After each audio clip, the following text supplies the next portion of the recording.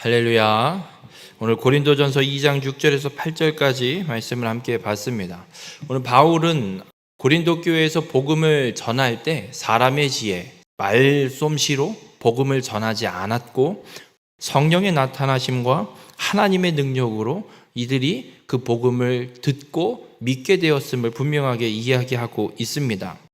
그렇게 복음만 전했던 바울이 이제 복음을 듣고 복음을 믿어 구원받은 자들도 동일함을 이야기를 합니다. 복음을 듣게 된 사람이 자격이 있어서 구원을 받은 것이 아니라 복음을 온전히 믿게 된 것은 하나님이 우리에게 사랑을 베푸시고 우리에게 지혜를 더하시고 우리에게 먼저 계획을 세우신 대로 이루어내셨기 때문에 그들이 복음을 들을 때 믿어 구원받을 수 있게 되었음을 바울은 분명하게 선언하고 있습니다.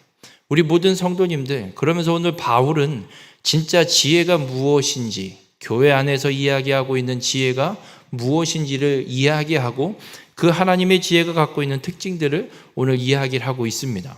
오늘 이 본문의 말씀을 통해서 우리 모든 성도님들의 삶이 세상 지혜를 쫓는 자가 아니라 오직 하나님의 지혜를 쫓아 살아가는 믿음의 삶이 되시길 주님의 이름으로 축원합니다. 오늘 본문 6절은 바울은 이렇게 이야기를 합니다. 그러나 우리가 온전한 자들 중에서는 지혜를 말하노니 이는 이 세상의 지혜가 아니요 또 이 세상에서 없어질 통치자들의 지혜도 아니요 라고 이야기를 합니다. 이 온전한 자들이라는 말은 영적으로 성숙한 자들을 이야기합니다.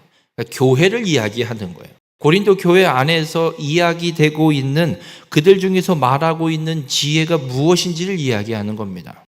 교회 안에서 이야기하는 지혜는 세상의 지혜가 아니고 세상에서 없어질 통치자들의 지혜도 아니다라고 이야기를 합니다.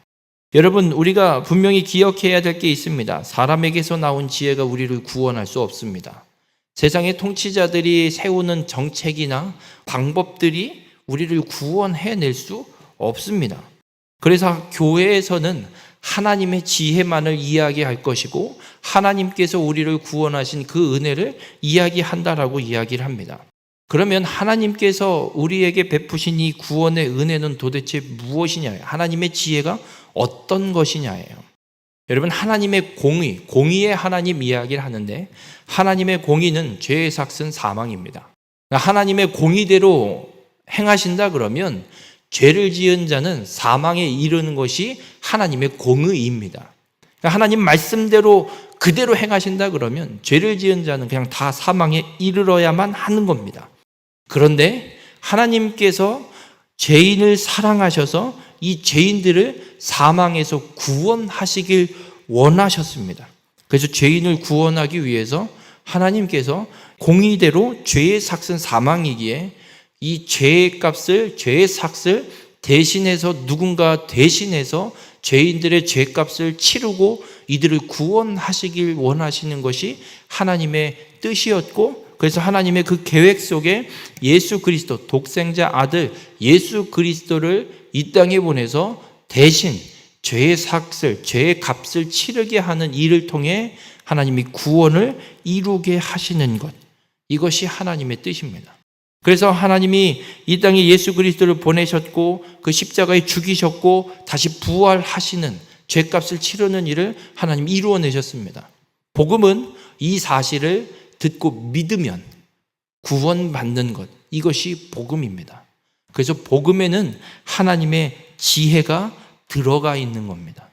괜히 그냥 어느 날 뚝딱 갑자기 이런 일이 떡하니 일어나서 우리가 예수 그리스도를 믿으면 구원받게 된 거구나가 아니라 하나님께서 만세전에 이미 창세 이전, 창조 이전부터 계획하셨고 하나님이 뜻을 갖고 계셨고 그래서 그 뜻대로 이루어내셨기 때문에 우리에게 복음이 들려지는 것이고 그 복음이 들려질 때 믿을 수 있는 은혜까지 우리에게 허락하여 주셔서 우리에게 구원을 이루어 주신 겁니다. 그럼 이 하나님의 지혜가 어떤 특징이 있는지를 바울이 이어서 이야기를 합니다. 오늘 본문 6절에도 기록하고 있는 것처럼 세상에서 없어질 통치자들의 지혜가 아니다라고 이야기합니다. 여러분, 하나님의 지혜는 없어질 지혜가 아닙니다. 영원토록 없어지지 않습니다. 어떻게 증명할 수 있냐면 2000년 전에 예수 그리스도가 십자가에 못 박혀 죽으시고 부활하셨습니다. 그 사실이 지금까지 전해지고 있고 살아서 역사하고 있습니다.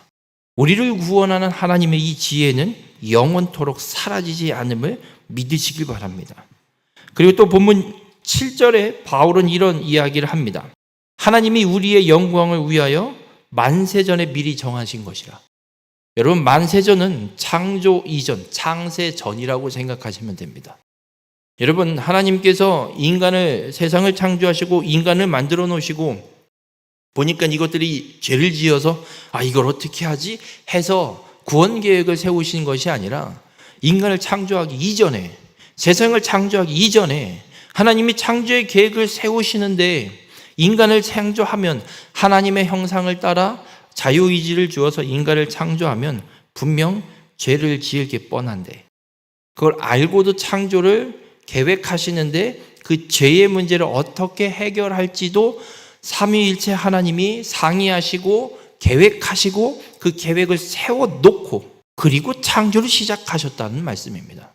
우리를 구원하시는 하나님의 구원의 계획은 어느 날 뚝딱 갑자기 나타나는 것이 아니라 이미 창세 이전부터 타락할 우리의 죄를 분명히 아시고 이미 준비하셔서 계획하셔서 이루어내신 것임을 믿으시길 바랍니다. 하나님은 그렇게 우리를 회복시키길 원하십니다. 우리의 영광은 어떤 의미냐면 에덴에서 아담이 잃어버린 걸 회복하는 게 우리의 영광입니다. 죄가 없을 때 에덴에서 아담이 누리고 있었던 그 모든 것들, 하나님의 형상, 하나님의 성품, 하나님의 지혜, 이 모든 것들을 회복하는 것. 하나님께서 구원 계획을 그대로 이루셔서 우리를 온전히 회복시켜 주십니다. 하나님의 지혜는 우리를 그렇게 하나님의 형상대로 다시 회복시키시는 게 하나님의 지혜이고 하나님의 뜻입니다. 우리는 어느 날 갑자기 예수를 믿게 된 것이 아니라 이미 창세전에 하나님이 계획하시고 우리를 구원하시기로 정하신 그 뜻에 따라 우리가 예수 그리스도를 믿어 구원받은 자로 이 땅에서 지금 오늘을 우리가 살아가고 있는 줄 믿으시길 주님의 이름으로 간절히 축원합니다. 그리고 또 하나의 지혜의 특징은 오직 은밀한 가운데 있는 하나님의 지혜를 말하는 것으로서 하나님의 지혜는 은밀한 가운데 있습니다. 그리고 8절에도 이런 이야기를 합니다. 이 세대의 통치자들이 한 사람도 알지 못하였나니 만일 알았더라면 영광의 주를 십자가에 못 박지 아니하였으리라. 이 말씀은 어떻게 좀 이해를 하면 좀 더 쉽게 이해를 할 수 있냐면 바울이 성경을 지금 쓰고 있는 시점, 예수님이 십자가에 죽으시고 부활하신 지 얼마 안 된, 하늘로 올라가신 지 얼마 시간이 지나지 않은 AD 55년, 60년 요 사이거든요. 그러니까 지금 바울의 입장에서 이 은밀한 중에 감추어졌다는 얘기는 구약 시대를 이야기한다고 보시면 돼요. 구약을 보면 구약의 성경에 하나님이 구원의 계획에 대해서 구체적으로 이야기하신 게 많지 않습니다. 그러니까 구약 성경에 메시아가 이 땅에 오시면 어떤 일을 하실지 메시아를 보내시겠다라는 예언의 말씀들을 여기저기 성경 속에 조금씩 기록해 놓으셨습니다. 그런데다가 이 구약 성경은 이스라엘 민족만 갖고 있는 게 성경이에요. 그러니까 이 구원의 계획, 구원의 뜻에 대해서 하나님이 구원하실 이 계획에 대해서 이스라엘 말고는 아무도 알 수가 없어요. 그렇게 감추어져 있는 것입니다. 그리고 통치자들도 알지 못해요. 그리고 유대인들, 성경을 갖고 있었던 유대인들의 종교 지도자들도 어떤 모습이었냐면 알지 못했어요, 성경. 이 구원의 계획을. 그러니 메시아인 예수 그리스도가 이 땅에 오셨는데 그 복음에 대해서 제대로 알지도 못하고 인지하지도 못하고 깨닫지도 못해서 예수를 그냥 십자가에 못 박아 죽여버리는 일을 펼쳐낸 겁니다. 그래서 복음은 감추어져 있는 거예요.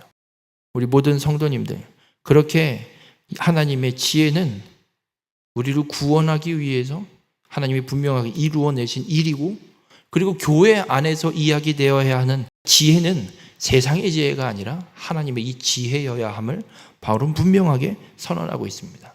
분파를 만들어 분쟁하고 있는 고린도 교회, 세례를 준 그 사람들을 이야기하냐 이거예요. 너희가 지금 교회 안에서 이야기해야 될 건 바로 우리를 죄에서 구원하시는 하나님의 이 지혜를 얘기해야 될 것인데 왜 서로 잘났다고 분파를 만들어 분쟁하며 서로의 잘난 것만을 이야기하고 있느냐, 사람을 이야기하고 있느냐 선언하고 있는 겁니다. 우리 모든 성도님들, 바라기는 여러분의 입술에는 하나님의 지혜가 있기를 주님의 이름으로 축원합니다. 여러분이 살아가는 삶의 기준이, 그리고 삶의 방향이, 그리고 삶의 길이 하나님의 지혜로 살아가는 자들이 되시길 주님의 이름으로 간절히 부탁을 드립니다.